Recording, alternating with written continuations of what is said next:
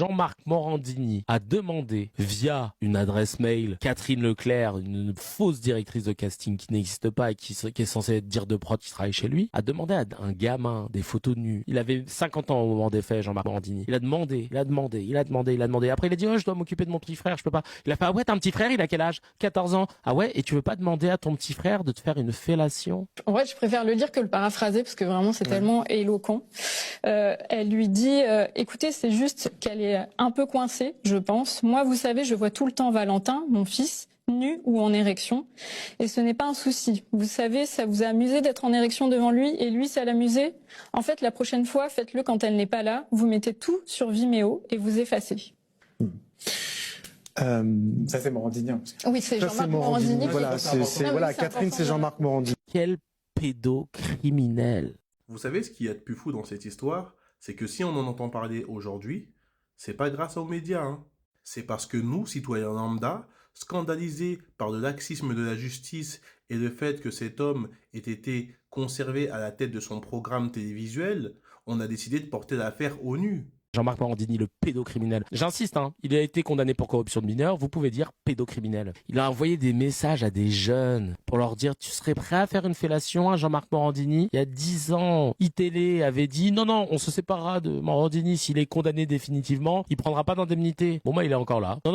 Alors en France, la présomption d'innocence ne dispose pas de faire preuve d'un minimum d'intelligence. Quand les faits sont aussi graves et accablants que les preuves sont réelles, prouvées, datées, on se doit à minima d'écarter cet individu de l'antenne.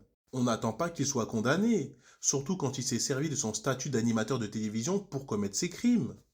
Vous imaginez, vous, un peu, si un policier se servait de son statut pour commettre des délits et des crimes, et que malgré sa condamnation définitive, il continue à exercer au sein de la police? Oui, bon, c'est pas le bon exemple, je vous l'accorde, mais vous voyez où je veux en venir. Lorsque j'ai participé à ces émissions, ça se passait plutôt bien. Donc ça veut dire quoi? Ça veut dire qu'il faut séparer l'homme de l'œuvre. Ma culture, ma religion, ma philosophie, je suis plutôt pour le pardon des offenses. Il a demandé à un enfant de 16 ans de lui envoyer des photos de son sexe et de se masturber. Ça, c'est une véritable offense. Je ne vais pas vous dire que c'est bien. Est-ce que ça a été prouvé? Il est condamné.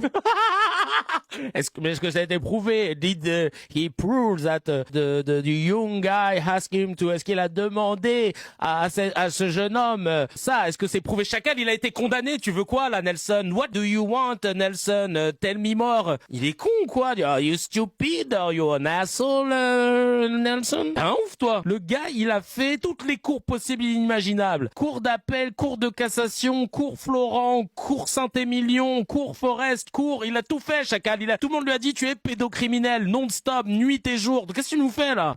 Alors celle-là, c'est en train de devenir un best-seller, hein. Chaque fois qu'une personne est mise en cause, qu'est-ce qu'on nous sort? Il y a la présomption d'innocence, il faut laisser la justice faire son travail, etc., etc.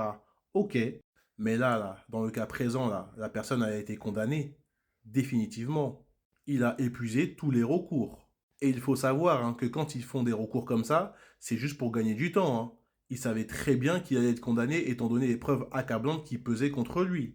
Mais en attendant le fait de pouvoir gagner du temps, ça lui permet de continuer à travailler dans le plus grand des calmes. Et maintenant que la condamnation est définitive, qu'est-ce qu'on nous sort? Il faut séparer l'homme de l'œuvre. Et il ose nous parler de religion et d'offense. Mais là, c'est pas une offense, c'est un crime. On s'en tamponne de son œuvre, quand bien même il aurait fait des chefs-d'œuvre. On ne veut pas voir des pédocriminels présenter des émissions de télévision. Et je tiens à vous remercier tous, hein, parce qu'au final, avec le tollé que ça a provoqué, ils risquent certainement d'être écartés des chaînes de télévision, mais c'est certainement pas grâce à eux, hein. C'est grâce à nous, ça. C'est grâce à vous tous qui likez et qui repartagez ce genre de publications, malgré qu'on soit censuré dès qu'on parle de pédocriminalité sur les réseaux. En tout cas, on va pas lâcher le pressing jusqu'à qu'il soit dégagé, et on aura le fin mot de l'histoire. Merci à tous et à bientôt pour de nouvelles vidéos.